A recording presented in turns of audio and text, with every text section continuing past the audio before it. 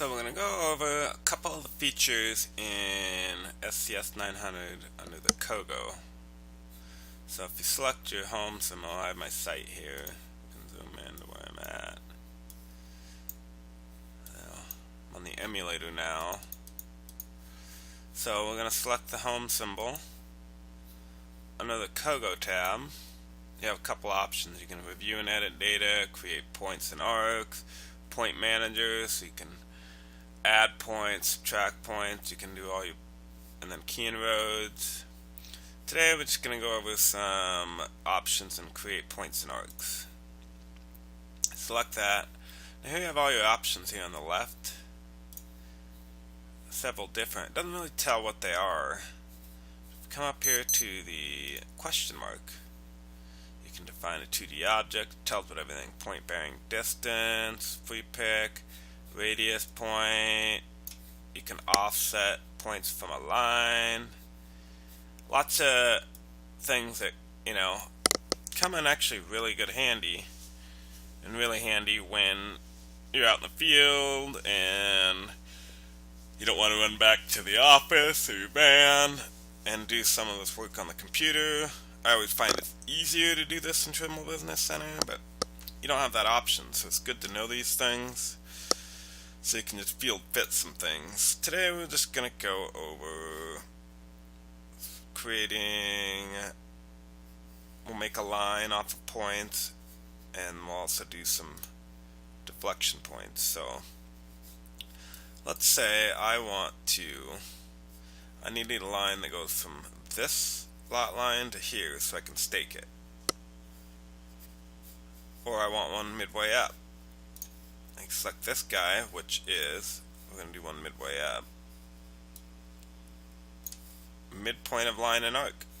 You can subdivide a line, you can do endpoints. So I'm just going to select this line, select a segment. You have some options under there. Select the entire line. Let's go entire line.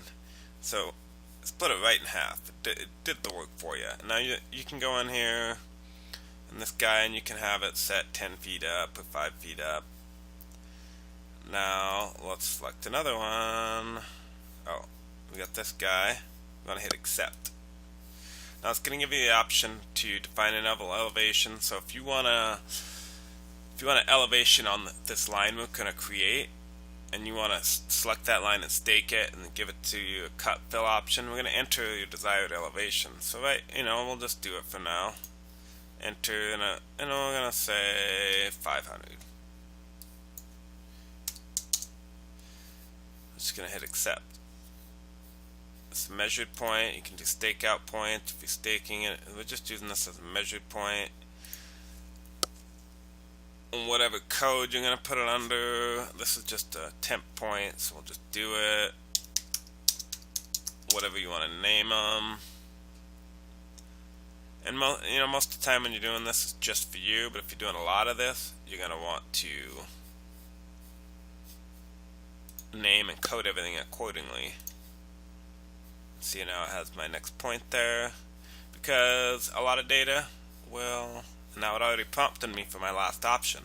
So everything's the same. I'm going to hit accept. It's just automatically added a 1, so it's numerically going to add. You can name these points at 100 and it'll just count up. However you guys do your workflows, you'll hit accept. Now we have our two lines. I want to create a line between these two because I want to stake along that line or offset from it. So we're just gonna, right here is where it was. Oh, I apologize. I'm gonna X out, go to the house symbol, Cogo, review and edit data. Now this is where we can select 2 points. A few more options. So if you have a topo, you can run your volume of that topo. You can measure distance, compute a total distance. This is actually you walking out and doing it, or selecting with your pointer. Compute down and out, and so all the options under this code. You can generate some contours. I just want to create a line, so I'm going to select this guy. It tells you which kind of line you want to create. You can do a volume boundary, outer boundary, a feature line. Call it a feature line. We'll name it mid lot 5. Oh, delete everything out of that.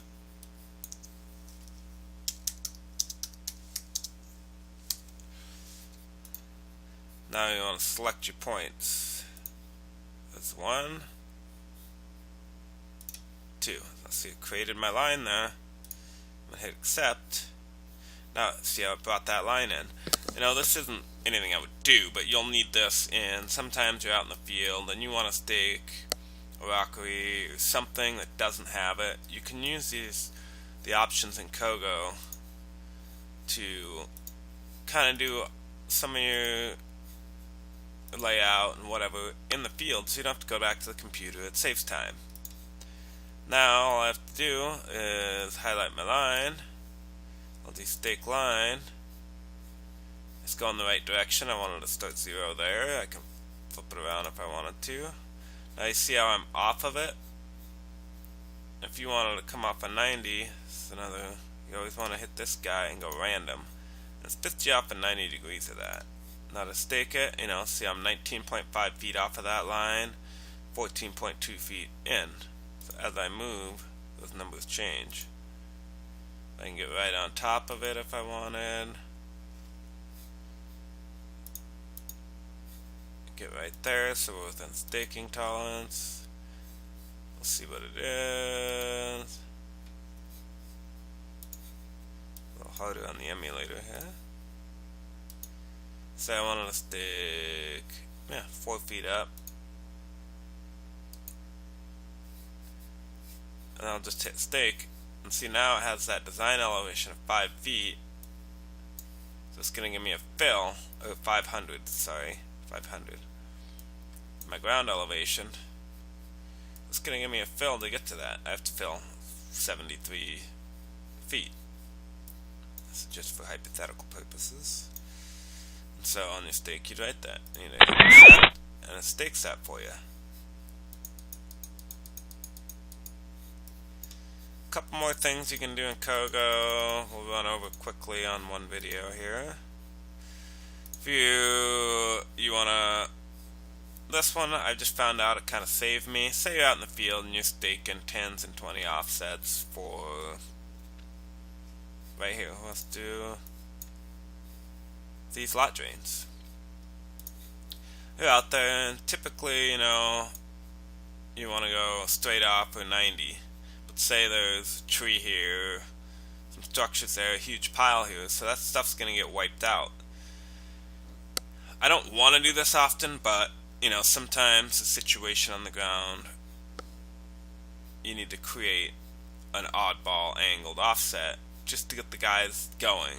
That's where this guy comes in. And he is the point in bearing and distance. First I'm going to want to create a point on the end of that. So I'm going to go over to make a point on the end of this line. So I'll have 2 points. Same thing we just kind of did. Different option. So this is just endpoint. Right there, this is this guy. Endpoints of lines and arcs. So I'm going to have a point on the end and a point there. I'm not going to use that point, just using that one, but it's the quickest way I find to get the point there. I'm going to hit accept. I don't really need an elevation from that. I'm going to call it storm offset.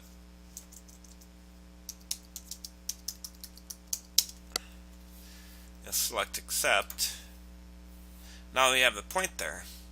So now I can create that point, because typically I would come straight out from that and do a 10 and a 15 or a 5 and a 10 or 90 from it, the same. Say I don't have that option, so you're going to select this guy, pick your origin point. That's the point I want to stake. You'll hit select accept. Now this is where you want your deflection angle. See, you can go 90. You can create your 90 points. And then let's say I want a 5 foot offset, or a 10 and a 15. So I'm going to go 10. But I want it at an odd angle. So instead of just going to the defaults. I'm gonna select this guy, and I'm just gonna walk, so I know I have a line. I have a clear way to stake a 10 and a 15 through here between, say, this ditch box that can't get moved and this huge pile that's gonna get moved. So I'll just create the 1. That's my angle. I'm not gonna change that. I'm only gonna change the offset now. So I wanted at a 5 and a 10. So I'll go 5 foot. Accept. I'm gonna name it. Accept. So I have one at 5, but I want my next one at 10. So I would just, now I'm offsetting from this point, not that point. So I don't want to change this to 10, because then it would be a 5 and a 15. I'm offsetting from the point I just did.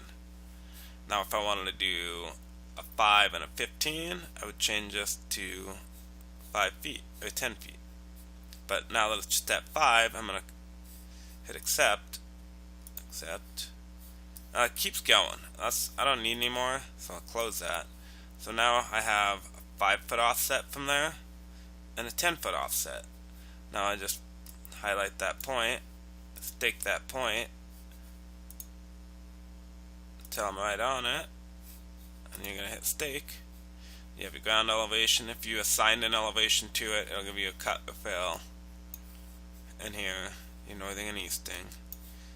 You can edit anything you want right here. If you want to rename it, this is all.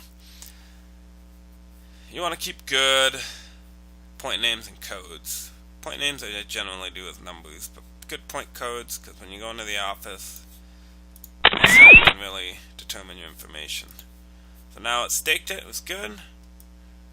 Select this one, stake it, get in there, right on my stake, 10 foot offset to end of storm. Stake it. See, I'm out of tolerance because I was about a tenth off. But that, in general, that's a quick way to create just an offset that's not 90 degrees or straight off. Because if I were just to select this line and hit stake, I could easily see it's coming me straight up a 90. I can come over here, get my 5 foot right off the end point.